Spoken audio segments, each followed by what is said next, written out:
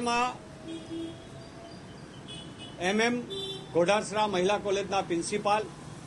અને સરકાર નિયુક્ત નરસિંહ મહેતા યુનિવર્સિટીના સિન્ડિકેટ સભ્ય શ્રી દિનેશભાઈ પોતાની કોલેજમાં વિદ્યાર્થીઓને સંબોધન કરતા વિદ્યાર્થીઓને એવું સંબોધન કર્યું કે દિલ્હીની અંદર જે આંદોલન વિદ્યાર્થીઓનું ચાલતું હતું, જે છાત્રાઓનું ચાલતું હતું, તે આંદોલન દેશ વિરોધી અને એ આંદોલન કરનારા દેશદ્રોહીઓ છે અને દેશને તોડનારાઓ છે। ત્યારે આ દિનેશભાઈને હું પૂછવા માંગુ છું કે આ દેશની અંદર આટલા નીટના પેપરો ફૂટ્યા પછી પણ 21 બાળકો એ પોતાની આત્મહત્યા કરી, હજારો બાળકોને આજે માનસિક રોગોમાં પીડાઈ રહ્યા છે। તો એ બાળકોના ન્યાય માટે જે બાળકો બહાર આવ્યા, જે વિદ્યાર્થીઓ બહાર આવ્યા, તો એને તમે દેશદ્રોહી કહો છો। પણ એ વિદ્યાર્થીઓને અને 12 વર્ષની દીકરીને મારતી હોય પોલીસ, તમારી સરકાર, એટલે કે તમે જેના નિયુક્ત પામેલા છો, જેને તમને ગુજરાતની ભાજપ સરકારે નિયુક્ત કર્યા છે, એ જ ભાજપ સરકાર આજે દિલ્હીમાં રાજ્ય સરકારમાં પણ બેઠી છે અને કેન્દ્ર સરકારમાં બેઠી છે। એ સરકાર ત્યાં લાઠીચાર્જ કરે, ત્યાં આ દેશનું ભવિષ્ય વિદ્યાર્થીની જે છે એનું મૃત્યુ થાય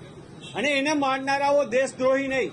પણ ન્યાય માનનારાઓને તમે દેશદ્રોહી કહો છો અને બાળકોને અત્યારથી તમે આવું શીખડાવો છો અને તમારી કોલેજમાં તમે બાળકોને આ બાબતે ધમકાવી અને દેશની અંદર જે ન્યાય કેવી રીતના માંગવો જોઈએ અને એ ન્યાય માટે જે વિદ્યાર્થીઓ નીકળ્યા એને દેશદ્રોહી છે એવું તમે સાબિત કરવા નીકળ્યા છો। હું આપને પૂછવા માંગુ છું કે આ ગુજરાતની અંદર છેલ્લા 10 વર્ષની અંદર 34 પેપરો ફૂટ્યા, તો એ પેપરો ફોડનારાઓ આપણી સરકારના જે સરકાર બેઠી છે એના ગવર્મેન્ટના પદાધિકારી અને અધિકારીઓ આ દેશદ્રોહી ના કહેવાય? દેશના ભવિષ્ય સાથે ચેડા કરે એને દેશદ્રોહી ના કહેવાય? માત્ર જે ન્યાય માંગવા નીકળે ત્યારે હું આપને દિનેશભાઈ કહેવા માંગુ છું કે આપે રાતોરાત જે તમારી પોસ્ટ પણ તમે મૂકેલી હતી, કોલેજના ફોટોગ્રાફ સાથે તમે મૂકેલી હતી અને એ તમે પોસ્ટને ડિલીટ કરી અને તમને જ્યારે કોઈ મીડિયા દ્વારા પૂછવામાં આવ્યું ત્યારે તમે એવું કીધું કે હું આની અંદર સોશિયલ મીડિયામાં જવાબ દઉં તો હું સારો ન લાગુ, હું આ પોસ્ટ મેં એટલે ડિલીટ કરી કે મારે જવાબ ન દેવો જોઈએ, આ સારું ન લાગે। પણ દિનેશભાઈ, મને એવું લાગે છે અને હું એવું માંડું છું કે તમારી પોસ્ટની અંદર વિદ્યાર્થીઓએ તમને ન્યાય કેમ લેવાય ને અને એક શિક્ષક તરીકે, એક પ્રિન્સિપાલ તરીકે તમારે કેવી રીતના વર્તવું જોઈએ એ તમને વિદ્યાર્થીઓ શીખડાયું એટલે તમે ડિલીટ કરી નાખી, કારણ કે તમારી શરમજનક પરિસ્થિતિ થઈ। આ દેશના પ્રધાનમંત્રીથી લઈ શિક્ષણ મંત્રી સહિત બધાએ આ 22-23 દિવસની અંદર જે છાત્રાઓ ઉપર